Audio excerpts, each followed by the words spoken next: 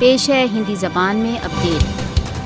भारत द्वारा अवैध रूप से अधिकृत जम्मू कश्मीर की जनता के जीवन क्रूर भारतीय बलों की दया माया पर हैं। यहाँ तक कि नजरबंदी के दौरान हत्या भारत द्वारा अवैध रूप से अधिकृत जम्मू कश्मीर में जीवनचर्या का भाग बन चुका है। कश्मीरी युवक इमरान बशीर गनाई की गत दिवस शोपियां के नौगांव क्षेत्र में सैनिक हिरासत में हत्या कर दी गई। भारत द्वारा अवैध रूप से अधिकृत जम्मू कश्मीर में गत 33 वर्षों में भारतीय सेना के 48 केंद्रों में अनेकों कश्मीरी मारे जा चुके हैं। काले कानूनों की छत्र छाया में भारतीय बल सन 1989 से अब तक 7,274 नजरबंदी के दौरान हत्याओं सहित 96,148 कश्मीरियों की हत्या कर चुके हैं। भारत द्वारा अवैध रूप से अधिकृत जम्मू कश्मीर में नजरबंदी के दौरान हत्याओं का लक्ष्य कश्मीरियों के मध्य भय व्याप्त करना है। कश्मीरियों को प्रतिदिन झूठे मुकाबलों तथा अवैध हत्याओं का सामना है। मोदी शासन भारत द्वारा अवैध रूप से अधिकृत जम्मू कश्मीर में अंतर्राष्ट्रीय मानों का उल्लंघन कर रहा है। विश्व मानव अधिकार संगठनों को भारत द्वारा अवैध रूप से अधिकृत जम्मू कश्मीर में होने वाले भीषण